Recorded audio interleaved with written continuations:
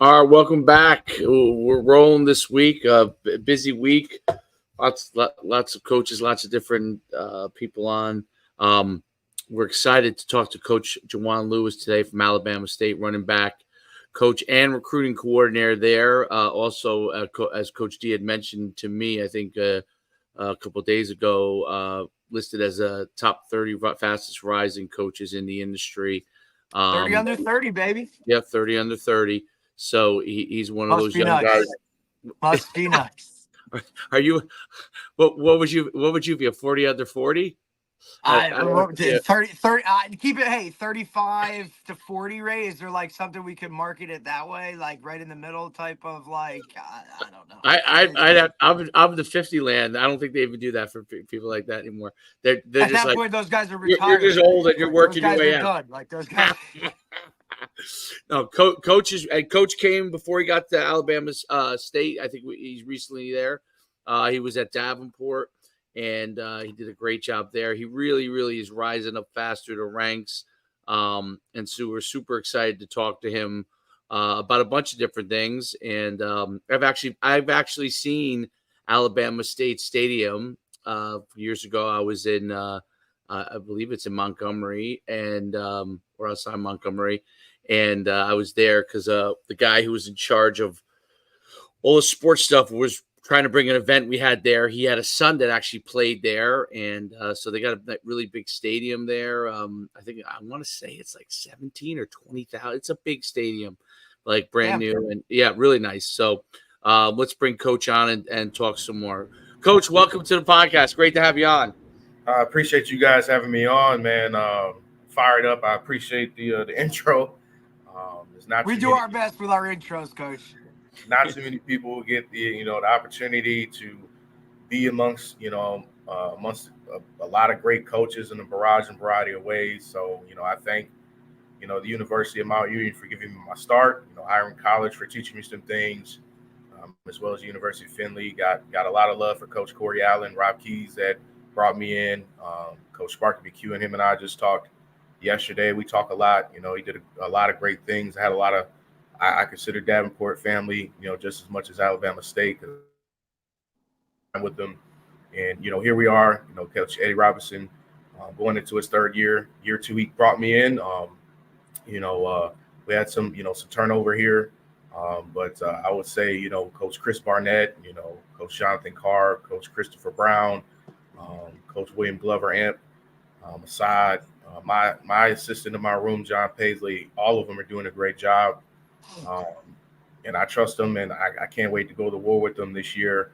Um, Coach Robinson's done a great job universally, both offensively and defensively, as far as, it's a big thing about, and, when I become a head coach down the road, you got to hire great assistants. And That's it.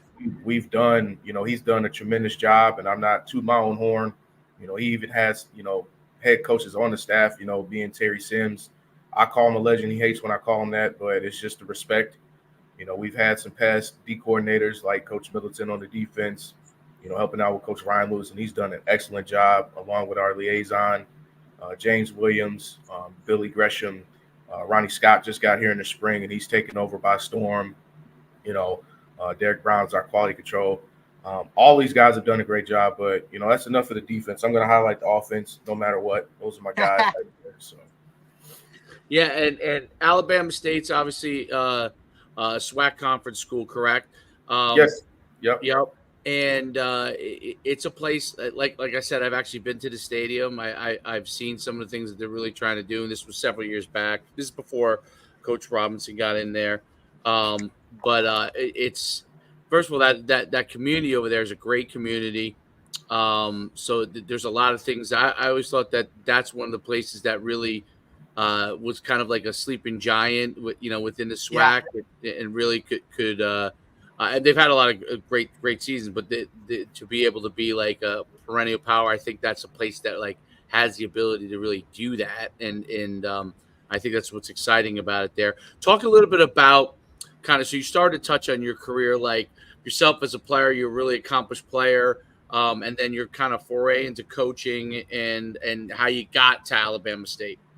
Yeah, so as far as playing, I did play both as an undergrad at Eastern Michigan, and as a graduate player at Fair State University. Got the opportunity also on the side note to play as one of the greatest fraternities known to man, Omega Psi Phi Fraternity Incorporated, by the way of Phi Zeta chapter. But yeah, played at Eastern Michigan for 4 years. So I came under Ron English and then made the transition to Coach Chris Creighton. Um, and then I was under Coach Tony Anise at Fair State. From there, I did, participate in the pro day. Obviously, my 40 wasn't fast enough.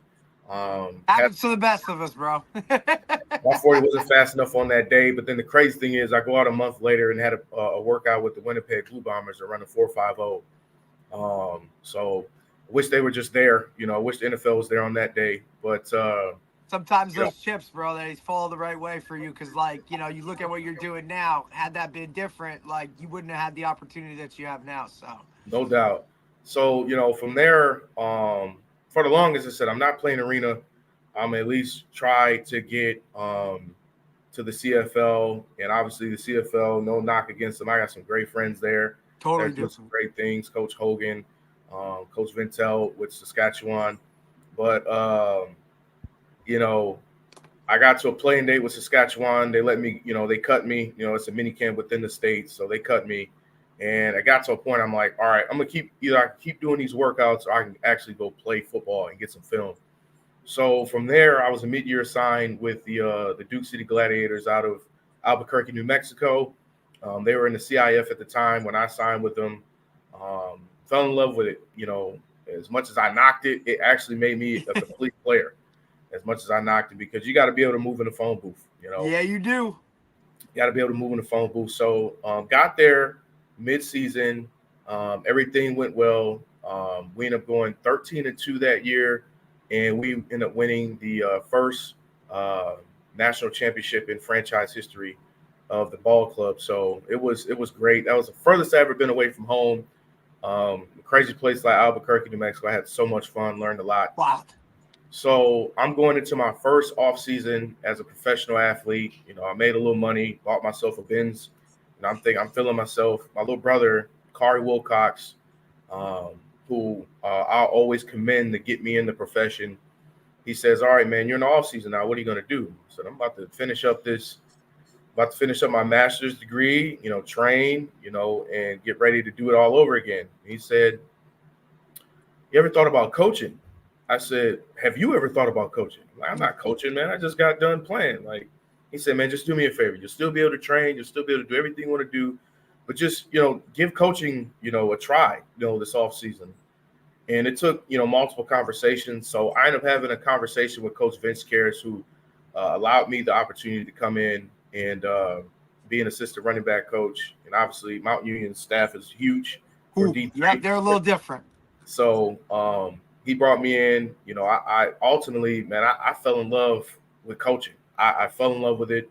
I did go back and play one more year, but I knew that I was going to end up retiring and start to coach.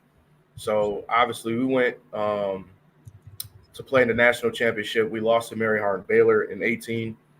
Went on to play another year of arena, and then ended up coming to Hiram College. A lot of obstacles that happened with Hiram because, and it's not their fault. It wasn't our fault at the time. The program is still, picking back up from where it was back in the day. And I think they're doing a great job up to this date still. But I knew when I started coaching, even at Hiram, I said, okay, I'm taking the next step. I know I love coaching the backs. That's my baby, as Sparky says. And I've been able to speak all over thanks to the AFCA, thanks to the Minority Coaches Coalition, and many other outlets like our Coaches Network, where I met a lot of my football family. I knew I wanted to be an offensive coordinator in the immediate future. And now I have Coach Barnett, where I get to pick his brain, and he's allowed me to do a lot of different things, as far as practices go and stuff like that. And Coach Robinson, like I said, he trusted me. So you're the head coach of the running backs. I know what you can do. So I knew back in 2019 at Hiram College, I knew that I wanted to be offensive coordinator because I was a co-run game coordinator and co-pass game coordinator.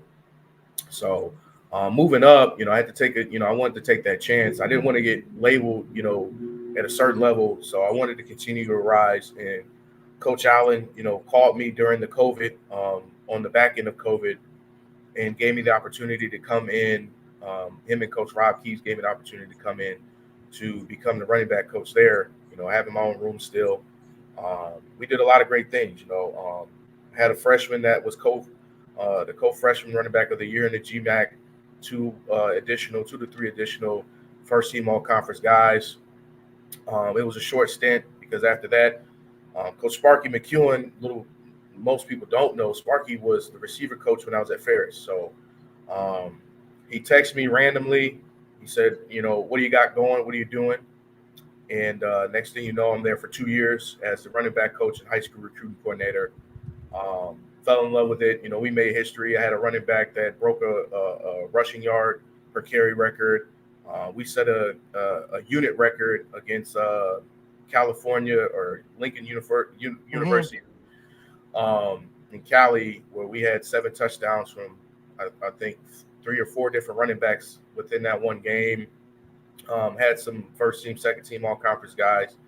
And then, just from doing guest coaching at different clinics and camps, satellite camps throughout the years, is what helped me meet a lot of my family in the football realm. And ultimately, Harry Williams, who, did a great job while he's at Alabama State. He's now the OC back at his alma mater.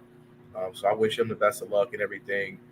Gave me the call with Coach Robinson and Coach Sims to ultimately bring me here. I knew a decent amount of people on the staff, or they knew of me, like Coach Gresham. Man, him and I didn't meet in person until, I want to say, 23, and I just wrote him a letter, because we were fraternity brothers.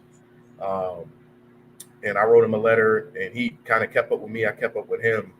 And here I am in Alabama State. The crazy thing is my sister actually graduated here in 2011. And then my family, my dad's side of the family, was another, pivotal reason why I began coaching. And he's a longtime high school coach from Muskegon High School.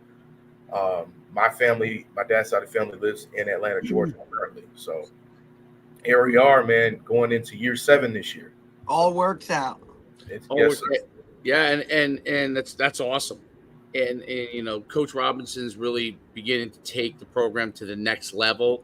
I think you guys were 7-4 last year. They were 4-6-5. Rose up from a team that was in the middle of the road, like having maybe sometimes more of a lose. Now you're really building. You have that stadium. You have a lot of upgrades facilities. Montgomery's a fantastic community. Having spent a little bit of time down there, I know this is a good guy for you to go and meet. The guy who's in charge of tourism and like bringing people in for conventions. Ron Simmons is the CEO there. Great guy. You would love him. Yeah. And it's a good guy to know. You know what I mean? No doubt. Montgomery. So it's his son played at Alabama State too. So he was an offensive lineman there. And it's really, really a great community. So talk about when before we get to like running back play, because I really do want to pick your brain on that. But you're really getting heavily involved on the recruiting side. You're recruiting coordinator. You're really starting to step that up. Talk about the type of players that you guys are looking for, the type of prospects, and how you kind of go about your process at Alabama State. Yeah, the biggest thing for me, excuse the background noise. I had a couple. Don't worry about it. Guys coming in and out, but You're okay, man. The biggest thing for us is we are still, at the end of the day, we're a foundational program. When I say foundation, your high school players are foundation. Your high school players are foundation. We did an amazing job, even with the turnover. We did an amazing job as a staff, bringing in, some high quality players. We're looking for guys. I know you have some programs that will take the minimum, with GPAs and stuff. Even when we're looking at our guys, we're setting the foundation or a plan. Even if a kid is in a recovery, credit recovery plan, we're getting with the counselors to see what can we do as they're rising, or what can we do in the midst of their senior year to help them out. But the foundation is high school kids, so we're not portal crazy. If there's a situation where we do need a plug and play guy, in certain positions, you're going to have to do that. It is what it is. Yeah. But for every plug and play guy, you're still getting a foundational guy because, we're looking more of the grad transfer, stuff like that. Yep. We may take a couple kids who are, true mid-year undergrad guys, but we're always getting a plug and play guy that needs to be ready to be a more than ready backup, or a guy that's going to be ready to go if anything happens at the end of the day. But we also look into the JUCOs as well. We're looking for those qualifiers coming out that may have gone under the radar. It is what it is. But if they could prove themselves for that year and come in and be a plug and play guy as well, then that's great. We look at things like that. But the foundation is key. We had about seven 3-star guys. We don't really get into the labels like that. Yeah. Who's giving those stars, but we had a lot of kids, in our region, our southern region. But we have, we're a melting pot on our roster. We did a really good job. Like, we're playing in the Orange Blossom Classic coming up here against North Carolina Central. We have a high presence of guys who are from Florida, from all over the place. I had a high school mid-year enrollee, which we had 4 guys that are high school mid-year enrollees. Crazy. Yeah. And I had the pleasure of bringing one into my in my room that I'm looking forward to seeing him flourish. Even if he uses my office closet as his extra storage space. Hey man, whatever it takes, coach. Whatever it takes to keep him in the room. He's a great kid. But I got a lot of guys, both in state and out of state, in this room that I'm really looking forward to doing some great things. But recruiting wise, we did a great job, and we got a couple guys late that are really going to be some pivotal pieces for us. Yeah, I think that's one of the things that's really cool. I mean, if you look at like what social media has done from a recruiting standpoint, that gives places like Alabama State now an opportunity to recruit nationally, especially throughout this, because you could reach and touch anybody. So if they're interested in being a part of that program, where in the past probably most of it came from Alabama or Louisiana and maybe touched Mississippi, maybe touched Georgia a little bit. But now you have that opportunity to reach out to players from Florida and realize, hey, it's really not that far, right? And it's within your region and other places around, especially the southeast and southwest. But you can touch anywhere, right? So I think that's one of the cool things about it. And I think Alabama State is in one of those states in Alabama where there's so many great football players. Like, people don't realize the pocket of, because you always hear people talk about Georgia and Florida and Texas, right? But people don't realize the number of scholarship athletes that come out of the state of Alabama, and then obviously right there. Yeah, and the neighboring states like Louisiana, you could probably argue for their population size might have the most Division I athletes, and obviously Mississippi has a ton of athletes as well. So it's really, really interesting, kind of where you guys are and the opportunity to really get a lot of prospects. Talk about, like, as far as, so you talked about like how high school was so really important, and what I'm seeing with a lot of FCS schools in general, right? That's still kind of the foundation part of recruiting. How does, and I don't know if Alabama State does it differently or than the rest of the SWAC, or how it kind of works. Does the SWAC utilize all 63 full scholarships, or is it okay? And when you guys do recruiting, are you number one, 63 scholarships? Those guys are the guys that come in, and then the other guys would be walk-ins. Is that how you guys do the scholarship standpoint, or do you kind of a mix depending on what they are? Yeah, it's a heavy mix depending on where, and obviously tuition takes a big chunk of that as well. So, in-state versus out-of-state, right.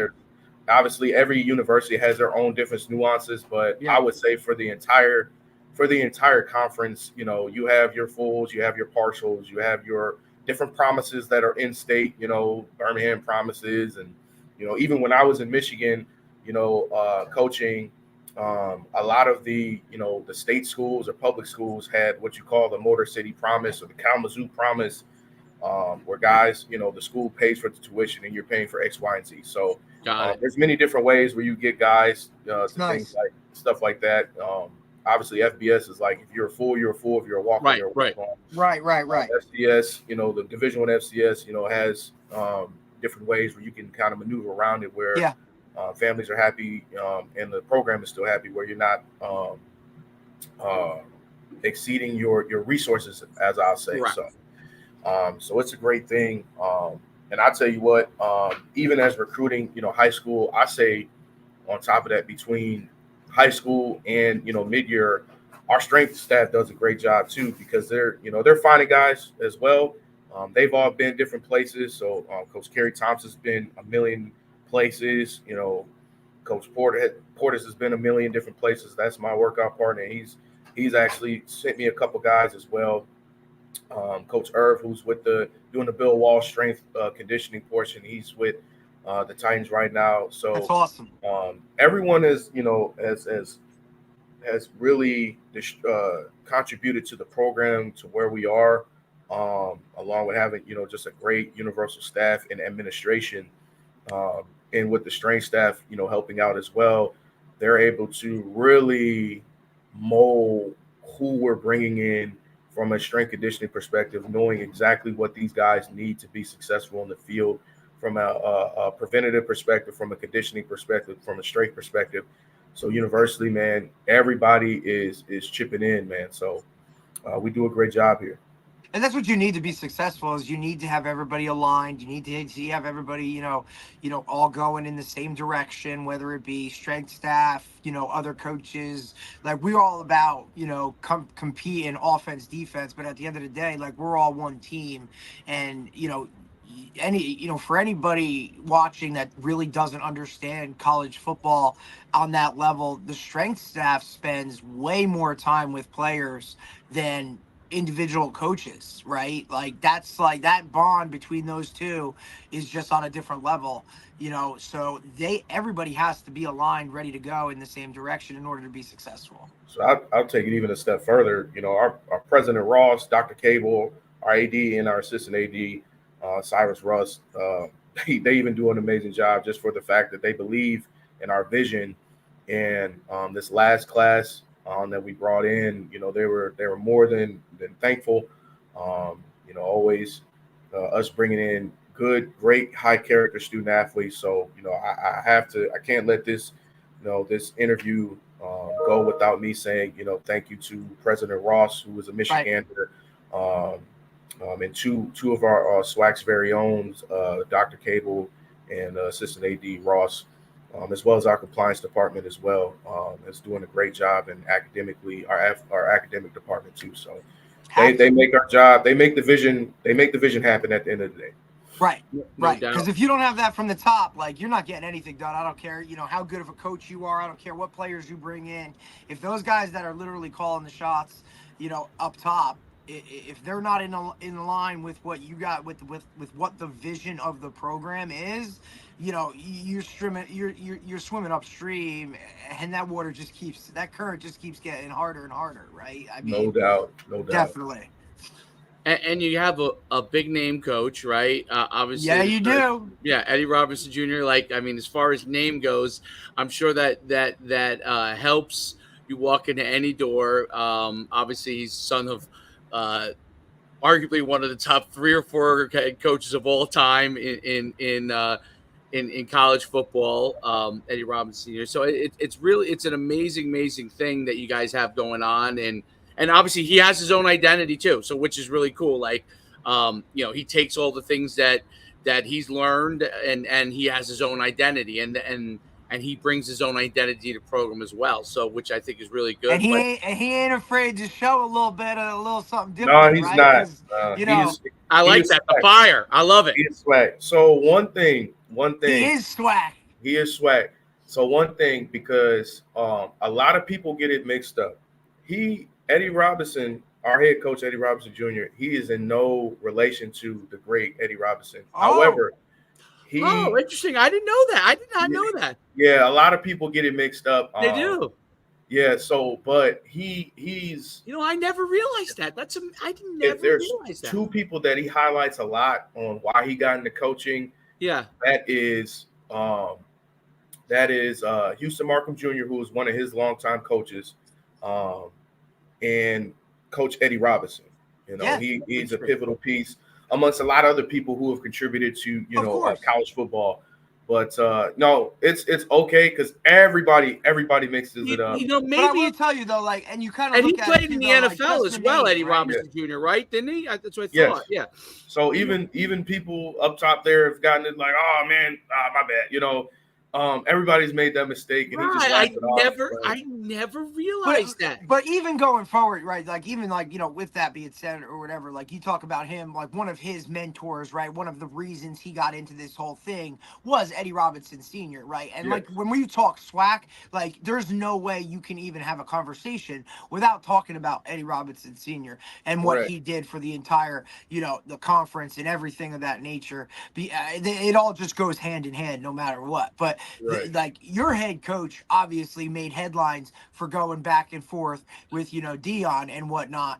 But like at the end of the day, like I love the fact that like I don't care who's on that sideline. Like you're not gonna disrespect my program. You're not Correct. gonna just come in here, no matter who you are, how much money you have, what you've done. Yeah, you're not gonna make a mockery of what like I have lived my entire life. And I Bill. love that. And Bill. Yeah. Yeah, like doubt. look, I've been here, I've been doing this. Like you're not just gonna come in and all of a sudden like you're SWAC because you're in this conference. Like that's not gonna happen. And Right. look, mutual respect on both ends. You know how it works. I just love that. If I'm a player for that guy, I'm Oh, going through a wall right yep. now for you, coach. You know what I'm saying? No And I'm gonna doubt. tell all my other guys like, hey, you need to come here because look what like my head coach, he's willing to do this to this person, and like it is like let's go. Yeah. Like I mean, I just think like that's the guy you want leading your program, even in terms of administrators and things like that. Like some administrators probably would have frowned on something like that, like, oh, that's not how we do. No way, man. Like I want a guy that's going to defend my program and fight for it No that way. doubt. So like I obviously I was with Davenport when that happened. Right. So you saw it from afar. I right? saw it from afar, and even when I was in the midst of doing I do a lot of research. Even when I was going into college, Of course. I figured out why the extension at Eastern Michigan was the way it was, and it was because of the founding year of the school. But doing my research, man, that fired me up, and Yeah, it we're makes you not want to play for a guy like we're that no matter what. Like I could look at a million intangibles of things and whatnot, but if that's the way my head coach is going to be, like that's a guy I'm willing to sign up for and run and do whatever with. I'll figure out the other stuff, but like I want the guy that's making calling the shots to be that way. and like we don't have to go on different interviews, and No, we don't have to go on social media and disrespect any other SWAC absolutely school not. or any other institution at that. We're a classy school. We just play football. So Actions speak louder than words a lot of time, and exactly. in this This day and age I don't think a lot of young guys follow that philosophy because everybody can talk. And I always tell, and coaches heard me say, look, everybody wants to smoke till there's smoke, right? And it's like, exactly. look, I can say all of these things and I can look pretty in all my videos and do all that, but like when we line up and get between the chalk and put a helmet on, like who are you now going to be? Because your words mean nothing when we can get out here and play. At the end of the day, like, make no mistake though, if you disrespect us, you're gonna feel us. If you're gonna 100%. Like disrespect we us, ain't just gonna be sitting over here doing whatever. no. Like we're If gonna you're come gonna and we're gonna give you a little something. if you're gonna disrespect us, you're gonna feel us. We're gonna be we breed off of being intentional. So if you're gonna intentionally disrespect us, we're gonna intentionally come back at you. Just be ready Expect for that. absolutely 100%. I love it. And I think that's why I love the intensity of the program Yes. that he brings. Like you feel the intensity, and I think Derek and you said it too. You feel that intensity. You feel the love for the game from him. Like you You feel feel the like, hey, passion for his this is players. important to me. This isn't a show. Yep. This is what we do. Like I've dedicated my life to this program and any program that he could be a part of maybe in the future, but maybe he'll be there forever. Who knows? In college football can be crazy, but It is. he's dedicated his life to it, and to have someone play for somebody like that's to me, like as a parent, I'm a parent, like those are the kind of guys that I look for my kid to be a part of, right? guys that will go through a wall for you, that stand by their guys. You know what I mean? And that's really, I think, honestly, what it comes right down to, it really has nothing to do with him. It has to No. do. I'm standing by my guys. These are my guys. You're not going to do something that takes my guys, my coaches, my administration. That's not going to happen. And I love that part of it. Yeah, it wasn't like a Not to ploy switch for him. gears, but I do want to talk to Coach before because he's got to get ready. I do want to talk to him a little bit about running back play because he is a running back guru. You know, we could do another podcast one day about all this kind of stuff too. But I do want to talk to you a little bit about running back play because that obviously you're doing a phenomenal job recruiting, but running back, like you said at the beginning, like those guys that like those are your guys. Those are the guys like you identify with what those guys do. You're trying to get the most out of them, and those are the guys that you work with directly on a regular basis. Talk about the running back position, especially how it's evolved, right? Like in the last 10 to 15 years, but talk about the running back position and the kind of guys that you want to have as your running backs. What that characteristic is, because running back's one of the few positions they could be tall, short, stocky, lean. Like everybody kind of has a different preference. What is it you look for in a running back? I look for selfless guys. I look for selfless guys. I don't care. You can be the smallest. I got guys from all shapes and sizes. Some big, some small, some muscular, some not. But at the end of the day, these guys are selfless. That's why we're called the 334 stable. I have different chapters. Every place I've gone, starting at the University of Findlay and on, we're either, the Findlay stable, we're the Davenport or 616 stable. We're the 334 stable here. And I know a lot of people use that stable term, but I thoroughly use it as a culture. My culture in my room resonates with my culture philosophy as a whole, which is relatability plus confidence equals trust. I, at the end of the day, have to learn these guys both as student athletes, but as people. Their parents are entrusting me to develop them no matter what. From there, you got to build the confidence through drill play. Your drill play. When you build that confidence through drill play, you're showing why these drills are going to correlate on game day. Within that, when it works within those different individual periods, team scenario periods on game day, having if we a great job at using this, or man, had you used this, if you been bounce a berry, or hey, have you gotten skinny through there, hot feeded through there, depending on the different scenarios and situations on the field, it builds that trust. They know I'm going to put them in the most successful situation possible, no matter what. But at the end of the day, no matter if you're the top of the depth chart or bottom of the depth chart, you're going to be prepared like you're going to get 20 plus carries a game. I got to have guys that are ready to roll.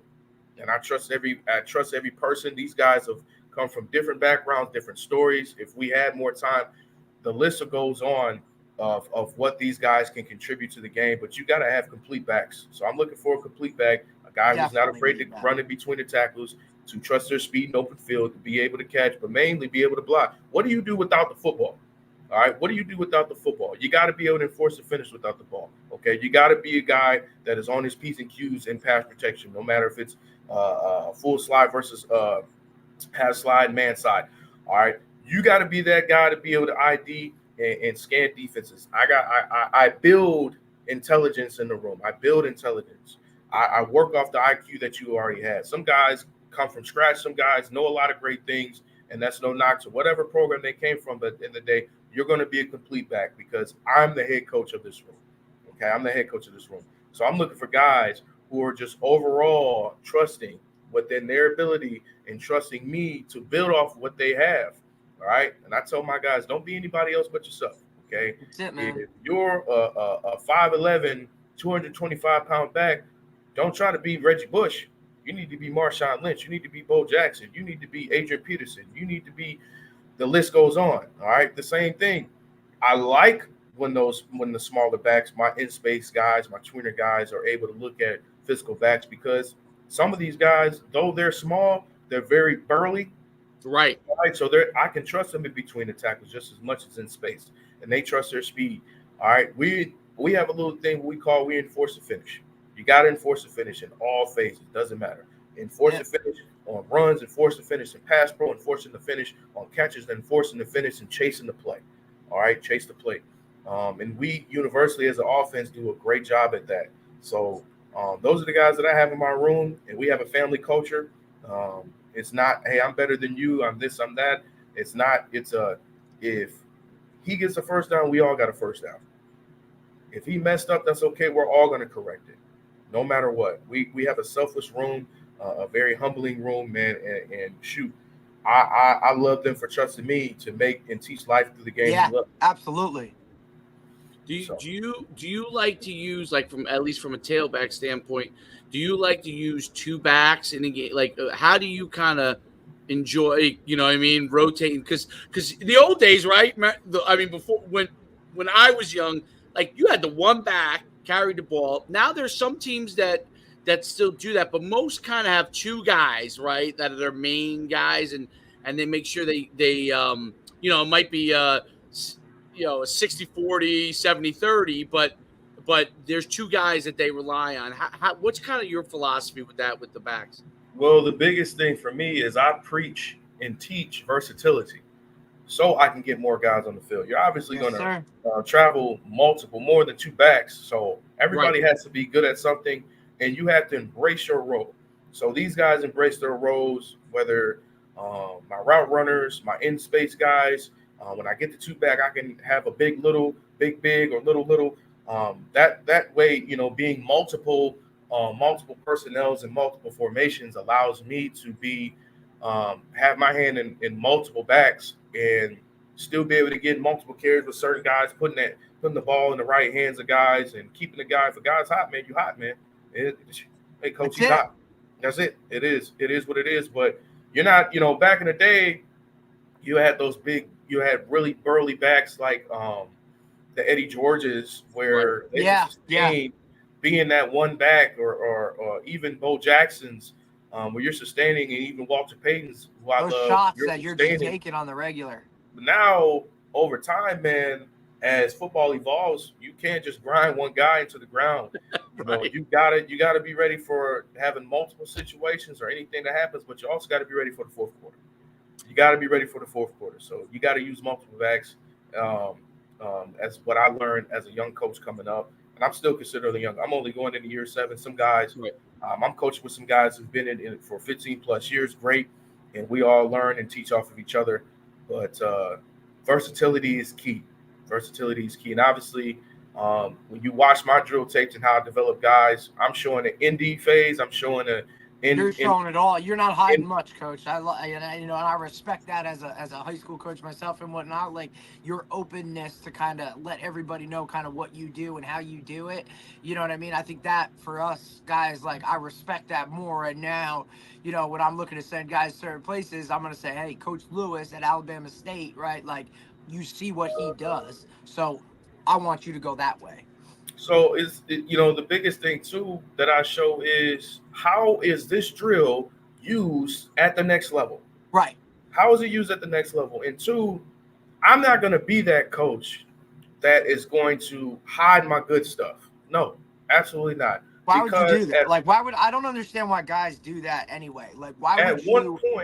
At one point, I had to create my foundation. Like, this just didn't happen overnight, and I knew my manual, and I did this, and I learned from a lot of great coaches, man, and Alonzo Carter's, and he met me off one of my first clinics I ever did with our coaches network, and he's like, man, you got some good stuff, and I learned stuff from people with different positions. I learned from many different running back coaches that I've come encounter with, and they learned stuff off of me, but I'm not going to hide my stuff, because there's somebody in this profession, no matter the obstacles. It might be that guy that's first starting out, just like myself, as a volunteer coach, made $1,000 under the table, just took what that administration was able to give me, and I'm going to give them the nuggets on how they can create their own style, their own teaching progressions, their own philosophy into creating a complete back.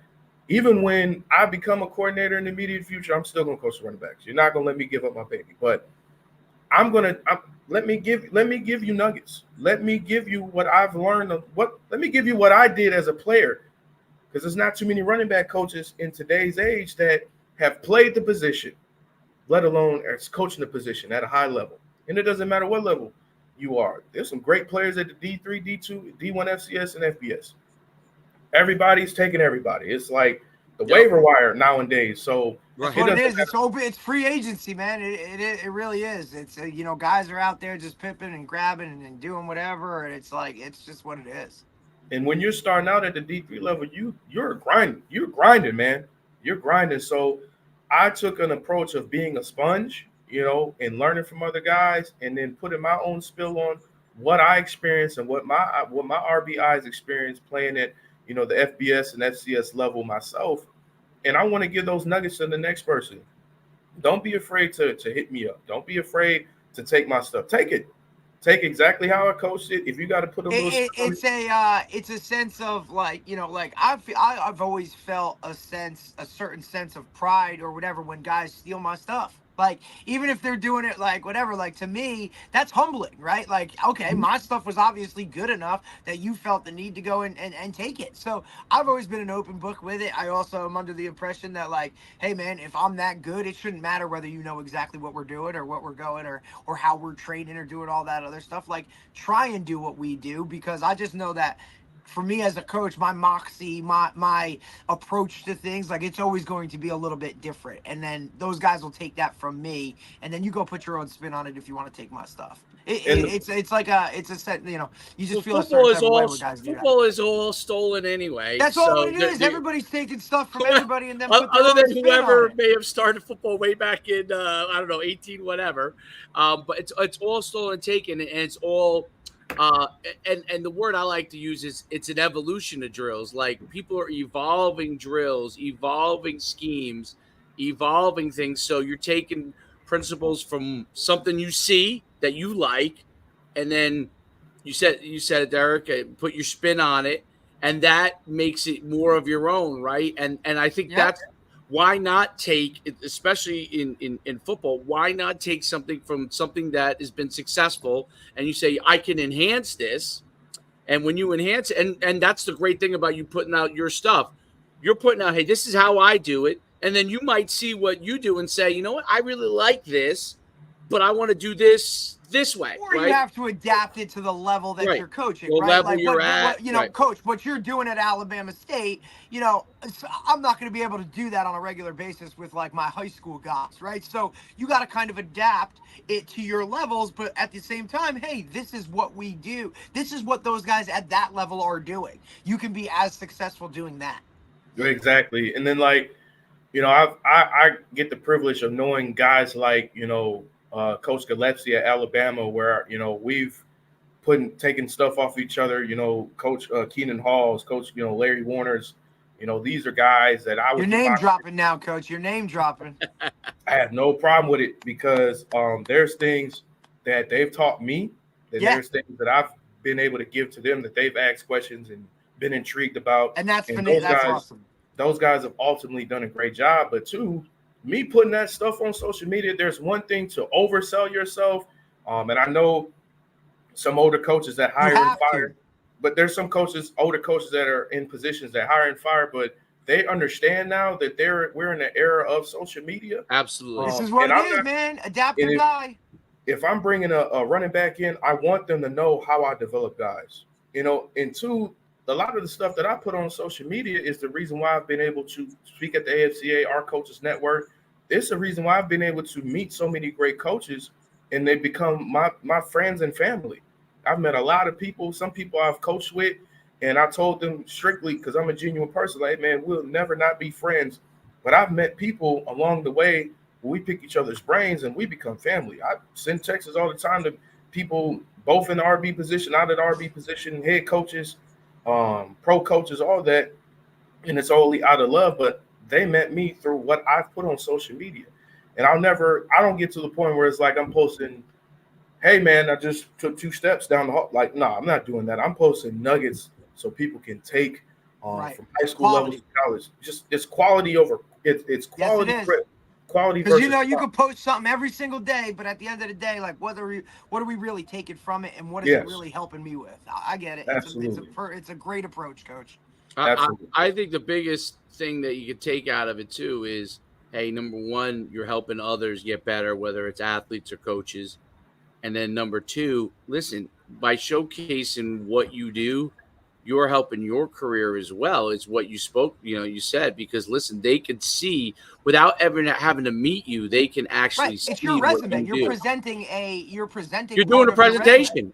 You're Yeah. doing a presentation each day on It's what you basically it's the do. same thing as if you were standing up there at a clinic doing a PowerPoint going through everything, right? Like, and now you're actually like coming out and like here's what it is. Also, like there's a certain way that like I would look at it, right, Dave, and like obviously you've been a head coach and whatnot. Like if you see a guy that's confident in his work to be presenting it out like that, right? Like that's a guy that I'm going to entertain and say, hey, this guy does it this way. I really like that. Yeah, and a lot of the stuff that the coaches have picked brains. Those are some of the same drills that I've been able to even go talk at the coalition in Vegas and at the AFCA year after Yep. year. I've been able to speak probably 4 times in the last 3 years. Even my first AFCA, I got to do buzz sessions and stuff, but I've been able to speak 4 times in the last 3 years, and it's just because I love talking football. I'm passionate about this, man. You're in a sport that builds confidence, builds personalities, builds overall morale as a person just as much as a teammate. So any chance I get to have time to be able to speak it, demonstrate it, allow people to pick my brain on my why, absolutely, I'm going to do it. Absolutely.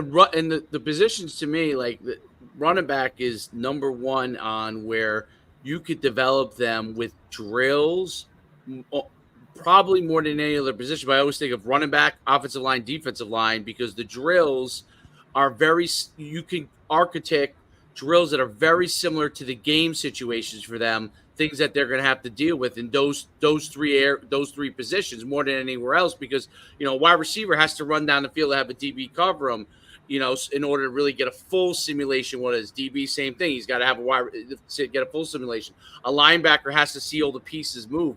But a running back, an offensive lineman, defensive line, they can work within a vacuum and do all the work they need to do to simulate game situations, and they can work in the full breadth, right? The full teamwork or half teamwork, and be able to get the breadth of it. And I think that's one of the beauties of running back is that you literally, if they said to you, all right, you have 2 hours and you can go and do everything you need to do running backs, you guys don't ever come over by us, you'd be able to find drills over and over again to simulate game things 100%. to get it done if you just practice literally by yourself. And that, I think that's one of the unique things about the running back position that has to be awesome to coach from that standpoint. We got people on our staff too are versatile. I'll give you an example. Um, Even when I first got here and started implementing my drill manual, which I think I'm up to almost 50 drills because I at least come up with 3 new ones out the blue each year, each offseason. Coach James Williams, who's our NFL liaison, associate head coach, and our DB coach, he played both. He played DB and he played running back, and he just loved the durability or the development of the guys over the course of the year, from when I got here up until even this past spring up to this point. And he does a great job with the DBs. We talk junk to each other all the time, but um, he grew to love. Even our head coach grew to love a lot of the drills, especially with the ball security phase of things. How I teach ball security, but both of them grew to love it. They even, when I do a little extra, they sit out and just watch and pick my brain. Like, man, I really like that drill. Why? Blah blah blah blah blah. So it's a lot of love, man. But if I'm telling the next coach, even if you're, I don't like to use the word season because some older coaches will take that personally. Season leave, I say the vet coaches, Man. vet coaches, don't hide your stuff. Young coaches, be willing to get with older coaches. Don't be be a sponge. Don't be a guy who's just who's comfortable. Who knows everything? Yeah, who knows everything or is comfortable where he's at. Because there's always something you can learn. There's always something you can build off of. It's a great message. So, and I even said that at the AFCA. Get with older coaches, get with the AFCA, get with the coalition. get with this fine network here that I've been able to, finally be able to interview with two fine coaches themselves that know football. Get with our coaches network. There's so many different outlets where you can learn so much from so many different people. All right. It kind of correlates with my little saying that I learned along the way. There's river guys versus ocean guys. Like you gotta be a river guy. If you ever sit and watch the river flow, that stream, no matter how many rocks you skip, no matter how many times you kick the water, that stream is always going to stay current, is going to stay calm and collective. And you can't, you want to be a river guy. The ocean guy, he gets caught up with the highs and get caught up with the lows, meaning if I'm a coach, I can't, or even from a player's perspective, I get a little too high, I get a little too low. And as a coach, I can't bring you down from the highs or I can't bring you up from the lows. Are you a complete back? Can I trust you in every situation, even in all adversity? And that's not just football, that's life. So No, I preach being a river guy versus the ocean guy at the end of the day, man. no doubt about it. And Coach Vernon Hargraves, who was my linebacker coach at college, he used to say, like, it's never as good as you think it is, and it's never as bad as you think it is. Stay even keel, because when you get in the film room and you think I just had the worst game ever. I had a great day. Oh yeah, either way, you think you had a bad game. There are things you did really well. There are things we got to correct. When you had a really good game, there are still things that you didn't do well that we got to correct, and there are obviously things that you did do well. And I stay even keel so you can continue to learn. I think that's a great thing. Don't be a river guy. Don't be an ocean. That's really great. It's awesome. I appreciate that a lot, man. Appreciate it. Coach, I don't want to hold you up much longer. I really appreciate you coming on. I mean, you're really representing. I might be frozen on your screen here, so you're just hearing my voice, and for some reason my thing just froze. But I really appreciate you coming on and really enjoy this podcast and talking with you. And listen, you ever want to come on again? You get some free time in the season. I don't know if you will, but you want to talk some more, we'd love to have you on. We really enjoyed you taking the opportunity and coming on here. And listen, you keep going at the pace you're going. You're going to fulfill that dream of being a head coach one day. There's no doubt about it. 100%. Appreciate you taking the time, Coach, especially, with camp coming up and right now, everything. So, it shows a lot about you that you're willing to take the time to talk to the two of us when meanwhile you got guys literally rolling in and out of your office because, it's report day. So it just shows who you are, Coach. And we might have lost Coach Shu, but, I'll speak for both of us and say, like, look, we're really happy that you came on and whatnot. And we'll continue to grow this relationship and we'll link up, whether it be on a podcast or whether we'll meet up at the AFCA convention and sit down and talk some more. Absolutely, man. I honestly honor and privileged to be able to represent the university, the football program of my family today. Man, this would not be the last time that we hook up and link up. No, man, we'll do this again. That's for sure. That's no doubt, man. And I wish you guys the best of luck in continuing to, give these guys, every coach an outlet to continue to talk ball and just, really throw it out there and shoot. Again, I encourage these coaches, man, get with a lot of coaches, man. Build your family, build your guys up, man, and love one another, man. So I appreciate you guys. All right, Coach, man. We'll talk to you soon. Have fun. Good luck. Enjoy camp. Get crazy. You know what I mean? Like enjoy that day after day after day grind. But look, for guys like us, where this is the passion and this is the love, like this is great. Like guys aren't dreading going to camp. Like you're in love with this and like can't wait to like get in that room and you're the head coach of your guys. So we look forward to following you this season and we'll get together again soon when you got some free time. Awesome. Thank you. Have a great season, Coach. Have a great weekend, too. All right, we'll see you soon. Hornets won, go Hornets. Thank you. That's it, baby. You got it. Go Hornets. All right. It's awesome. Great. Good stuff, man. Guy. He's passionate. You can see why he's a 30 under 30 guy. No doubt about it. He's a leader, and he's passionate about the game. Loves it. I love the running back stuff. As a former running back, I love hearing. And you heard him perk up when it was like, let's talk running back play, right? Yeah. There's no doubt about it. You gotta love what you do, whether you love your, it's just, and he does, you can see. And look, if I'm a player, that's the guy you want to go to. You want to be in a room like that, like a guy that just exudes that and it just seeps out of him where every day he's juiced just to be there no matter what it is. Absolutely. Great shows. Great having Coach Lewis on. Great podcast. I will get on out of here for today. We'll be back tomorrow.